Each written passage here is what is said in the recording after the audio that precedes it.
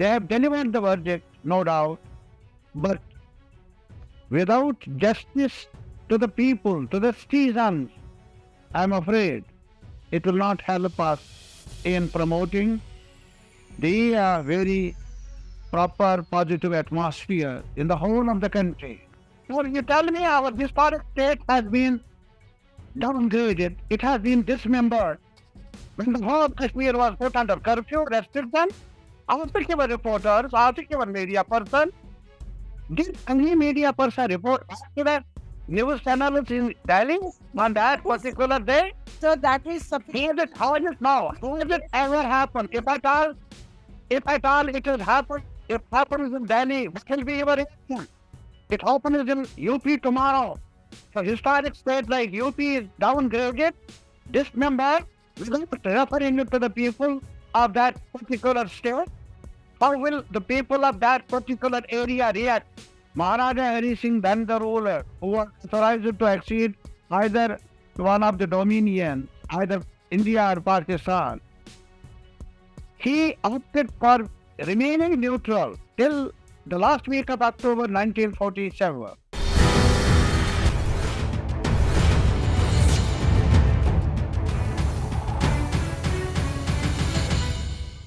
Watching Hindustan Times, I'm Aditi Prasad, and with me is Muhammad Yusuf Tarigami. He is the convener and spokesperson of People's Alliance for Gupkar Declaration. Mr. Tarigami, your reaction to the Supreme Court verdict today? The verdict of Supreme Court regarding the petitions which have challenged the government of India's order, unilateral order, abrogating Article 370 and downgrading and dividing the historic state of Jammu and Kashmir without any consultation, debate and discussion or any advice from the stakeholders of Jammu and Kashmir. Unfortunately, this has been done with huge disregard of the constitutional position laid down by the Constituent Assembly of India, upheld by various debates, discussions held in the Parliament of India earlier. And this has been done when the whole Jammu and Kashmir, primarily Kashmir, was put under strict curfew. There was lockdown. There was no communication open, even for the media personnel to report the situation here or any access to the debates going on regarding Jammu and Kashmir on 5th and 6th August 2019 in the Parliament of India. And that's why some of us, even very renowned figures, members from the civil society of the country, they have challenged this unconstitutional order, unconstitutional decisions by the government of India, and with the hope that Supreme Court of India will deliver the justice which otherwise has been denied, which otherwise the people of Jammu and Kashmir have been deprived of by the union government. But today's verdict, to say the least, is quite disappointing for all of us, for the reasons that it is not in tune with the promises made, in tune with the circumstances, historic circumstances in which Jammu and Kashmir acceded to the Union of India, despite the reluctance of Maharaja, the then Maharaja of the state, who was the ruler, and he could not accede to the Union of India during August itself when all other states acceded. It was pending till the raiders came, till the instrument of accession was signed by the Maharaja along with the accompanying letter in which he has fully explained the circumstances in which the Jammu and Kashmir is acceding to Union of India with a promise, with the assurance, with the plea that these specific and special historical circumstances, distinct situation, a unique situation has to be taken into consideration, and the constitutional protection has to be provided to its uniqueness, to its specific situations. That's what the promises were. That's how the Jammu and Kashmir got acceded to the Union of India. Yes, but And but this is a 5-member constitution bench, sir, and they have held in no uncertain terms that Kashmir held no internal sovereignty after accession to India. They made a distinction between sovereignty as opposed to autonomy. They said Jammu and Kashmir was given autonomy, not complete sovereignty from India. They said sovereignty had been acceded to India after accession. And this is a 5-judge constitution bench of the Supreme Court. that is exactly, yes, that's why we expected from the highest institution, one of the very important institutions of our country, the judicial system, justice for the people of Jammu and Kashmir, to undo the wrongs committed by the government of India vis-a-vis the rights of the people of Jammu and Kashmir. One must remind, we must remind our listeners that the biggest ever court of the country, that is Constitutional Assembly of India, Constituent Assembly of India, that is the bigger decision-making historic forum which ever happened our great country, out of which all other institutions have emerged, including our judicial system. They had ratified, they had incorporated certain provisions in the constitutional order. You can't challenge that wisdom of that body which gave a direction to the country, which gave us the guarantee of our rights as citizens of this great country.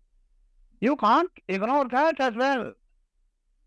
So that is why they have delivered the verdict, no doubt, but without justice to the people, to the citizens, I'm afraid it will not help us in promoting the very proper positive atmosphere in the whole of the country. Now again, I must tell you, as far as this question of internal, I am talking about question of internal security is there. You go through the documents of the accession.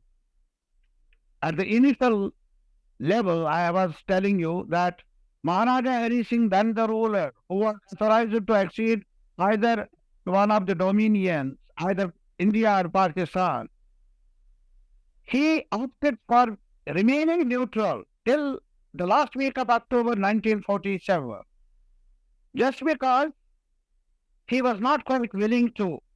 He was opening up, he was talking about deliberating other options.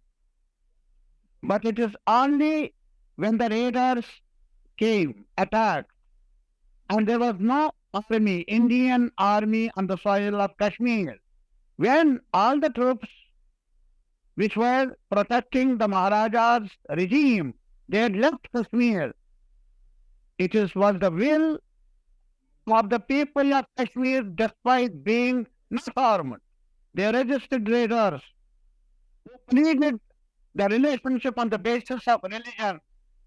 And the people of Kashmir, though larger number of the people being Muslims, they said, no, we will join the country which promises us equal rights along with other citizens, which promises us a life with dignity with all other citizens, a secular India, an India which has been carved out by the founders of the Constitution of India. what is the problem there of being part of a second? That's what I'm telling you. You see, now countrymen are being misled by telling as if the terrorism has the origin of Article 370. Please give me this opportunity to talk to the people that tell me till late days of late months of 1989, when was the terrorism in Kashmir?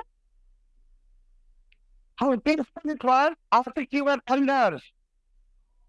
Go through the websites, go through the archives, and listen to the people and see that how many people as tourists were coming, how Yatra peacefully was being conducted here. When was terrorism? So that's why the internal, what you call sovereignty, I call autonomy, that was provided by the Constituent Assembly, who is ratified by the Constituent Assembly of Jammu and Kashmir, which didn't do what was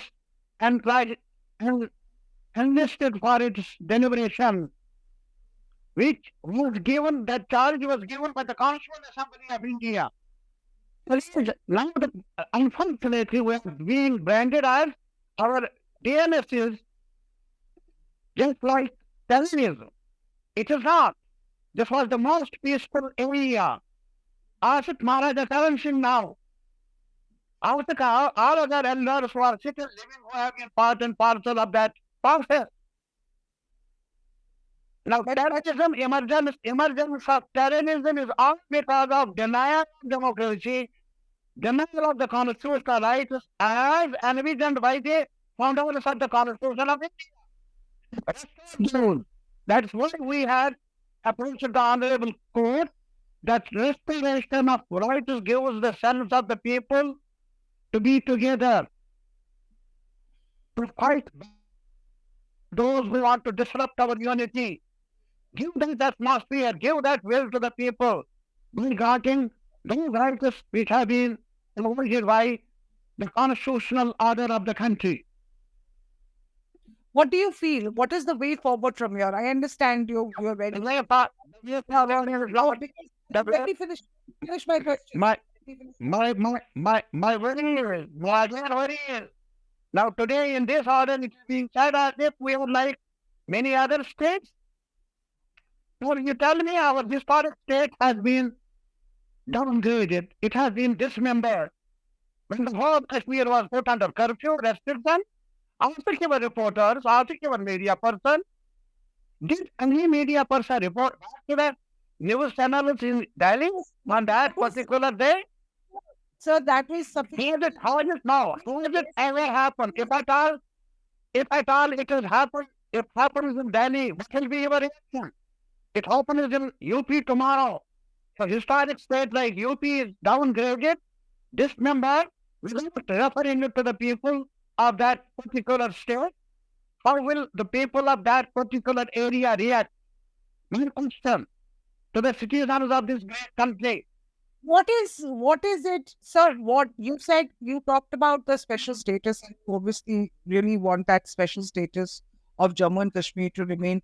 But what is it that if more better integration with India? Why is that? Better integration. You see, our spirit of integration is not like the rest of the country where martial law has been there. Integrity does not come through the barrel of the gun. Integration comes through the democratic processes. This is what our history of running the states is concerned. This is what the long order struggle of freedom has taught us. So that we can. So again and say this one. Yes. So democratic process, the Supreme Court has spoken amply about it and said that before. There is not a small war of certain criticism of the government of India for denying the people of Jammu and Kashmir of the voting right to their assembly for the last 4 years. Has it ever happened anywhere? Has it happening now? Is it not a special treatment given to the people of Jammu and Kashmir? Adversely? How will you feel about it if at all? India, sir, says that that's because of the situation in Jammu and Kashmir. What situation is there? Now the government of India on the house is saying that there has been huge tourism, there has been huge peace, there has been huge normalcy. After when there is huge peace for panchayat election, local bodies election, there is no peace for assembly. When there is peace for parliamentary election, there is no peace for assembly election. There is no peace. What there was delimitation indicated? So What why- was the purpose? this is why the Supreme Court has asked that the democratic exercise be restored. So my What democratic right? Without, you see, in a union territory, democratic order. Does it have any meaning? Does it have any meaning? No, dividing us without referring it to the people of Jammu, Kashmir, and Ladakh. Performing that process, do you feel that it is justice for us? It is not. Okay, what do you intend? What is the way forward? The court has sealed the fate of Article 370. My only appeal to your fellow. Finish my question, please. I'm saying, what will the Kashmiri parties and Gupkar Alliance members do from here? Legally, I don't know about others, but I myself as a citizen who have a right. I will not lose hope on the democratic structures of the country. I will go along with the people of the country, and I am hopeful. While other institutions did not do what we expected, the people of India will not disappoint us. They will understand our agony. They will realize our difficulties. They will come forward to raise their voice in defense of the rights of the people of Jammu and Kashmir. I'm so sure about it. I have a last question for you. Please hear me out. And this is about the Truth and Reconciliation Commission that one of the judges has recommended to probe human rights violations this 1980s by both state and non-state actors. What is your take? We have been, in fact, my friend Ajaz Ahmed, Professor Ajaz Ahmed, he was one of the thinkers. He is no more now. And he has initiated discussion on this very important subject, which we supported. And I support this, that let the government of India pick up the threads dear to constitute a commission, but that commission has to be truth and reconciliation. In a sense, that has to be constituted objectively, and let the truth come out. Who is who, how many wounds are here, and so that there is some relief to those who have suffered during this period of turmoil. All right. Thank you so much, sir, for talking to us. That was Muhammad Yusuf Tarigami, convener, spokesperson of the People's Alliance for the Gupkar Declaration.